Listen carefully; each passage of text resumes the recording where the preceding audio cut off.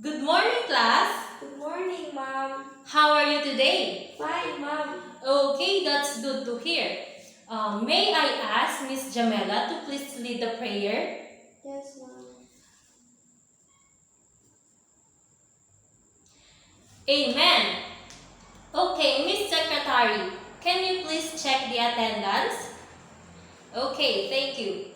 Class, before we start our discussion, I want you to know that we have three major rules that needs to be followed while we are discussing or while we are having a discussion or having a class. Now, first, you need to raise your hand if you want to answer and if you want to ask something to your teacher. Next, listen to me and listen to your classmates whenever they are reciting. And lastly, please keep quiet. Is that clear? Okay, thank you.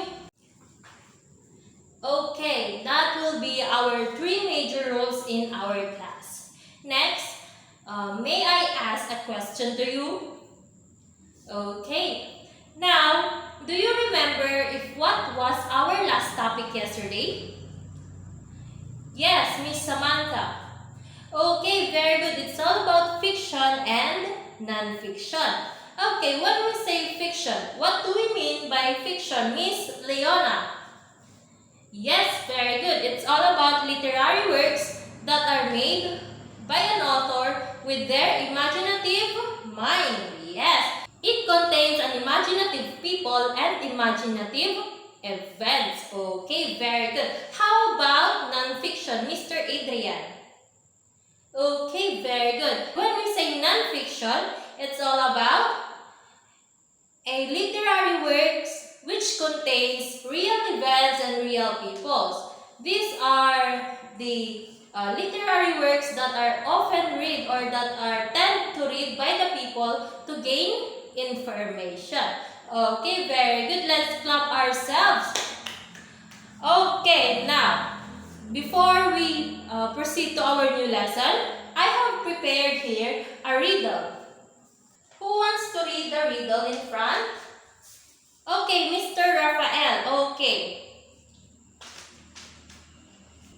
Please stand up and read our riddle. Okay. As Mr. Rafael read the riddle, what do you think is the answer? Okay, it says here that I am not a person nor a pet, but I can be special like a friend, and I know your ideas as well as your feelings. Who am I? Okay, what do you think is the answer, Miss Leona? Yes, very good. It's a diary. Okay, class. Are you familiar with diary? Okay, very good. When we say diary, what do we mean by diary, Miss Jamela? Yes, very good. It's a book or it's a notebook wherein we write our experiences. Okay, very good. Okay, class. Who among you have diaries at home? Yes, they have all their diaries. Okay.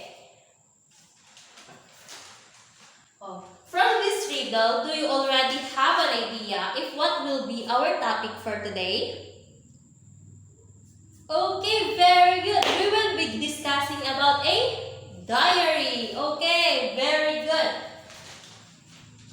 So our topic for today is all about writing a diary.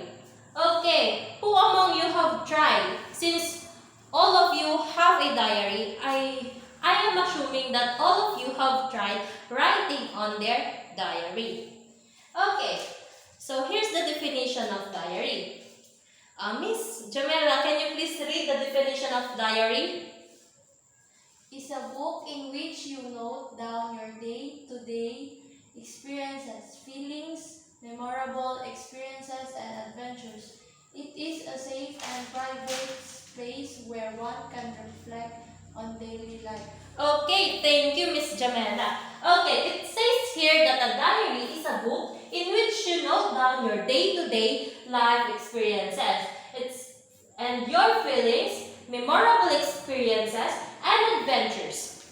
It is a safe and private space where one can reflect on their daily life.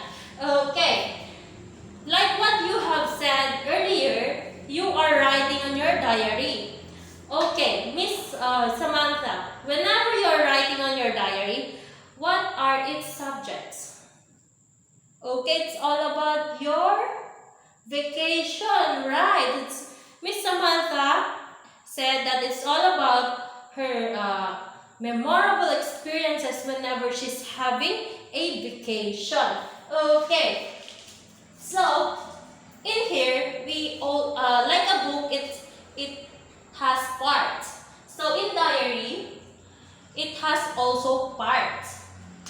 Okay, Mr. Rafael, can you please read?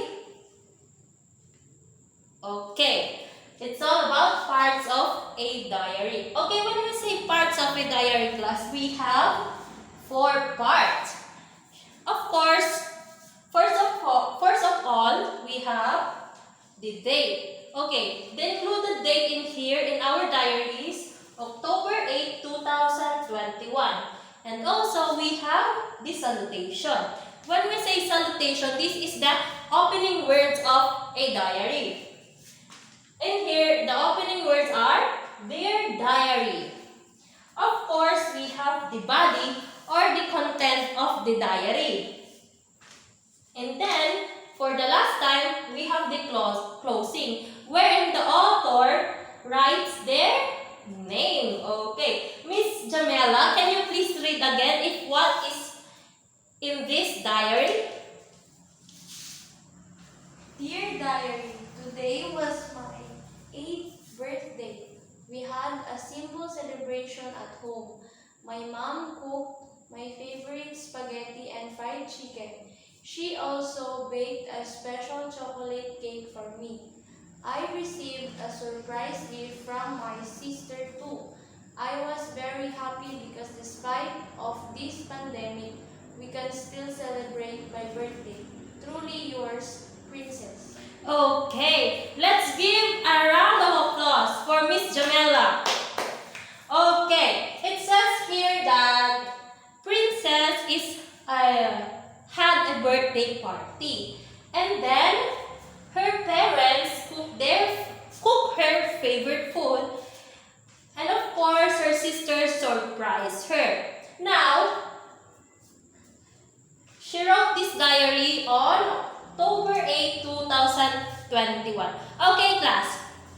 Do you already know or do you already understand if what are the differences of these parts of the diary?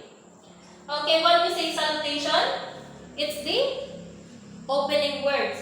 Well, the date, it is when we wrote the diary. The body is the content of the diary. And then the closing is where the author writes their name. Okay. Before we proceed to our activity, may I ask again, if what is the first part of the diary, Miss Jamela? The first part of the diary is? Yes, very good. It's the date. And the second part is the opening, okay, or this salutation. How about the last part? It's the salutation. Very good, Mr. Adrian.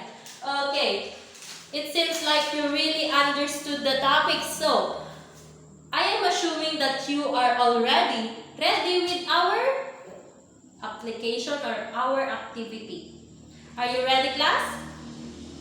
Okay. Okay, class, so this is our activity. Let me read to you the instruction first. Okay, at the back of your paper, arrange this set of words following the diary format. Okay, class, so these are the set of words. We have the dates, we have the salutation, the body, and the closing. Okay, when we say format, I am pertaining to this box. above here. Okay, class? This is the format that you will be going to follow. Okay, are we clear with the instructions? Okay, very good. I will give you 10 minutes to do this activity. Okay, class, time is up. You may now pass your papers in front. And Miss Jamela, can you please collect it? Okay. Okay, class, before we end our class, I want to ask a few questions. What do we mean by diary? Yes. Okay, very good. When we say diary, this is where we write our daily experiences, our feelings, and our memorable experiences. Okay, thank you, Miss Samantha. How about the first part of the diary? It is the date. And the second part will be the salutation. And we also have its content or the body. And of course, we have the closing wherein we write our names as the author. Okay. For your assignment, please bring out your assignment notebook and copy this on your notebooks. Okay, for this assignment, I will read the instruction again. Prepare a 1 week Sunday to Saturday diary entries.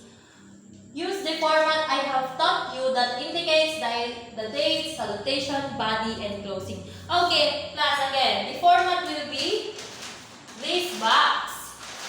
And then, it says here that you will be going to write a diary about your 1 week daily life experiences. Okay, use the following questions to guide you in your writings. Okay, first we have what did you do today?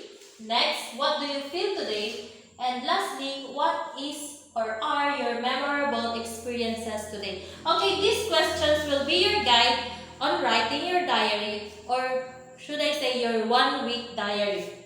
Is that clear? Okay. Goodbye and thank you, class. I hope you enjoyed our lesson and please have a nice day.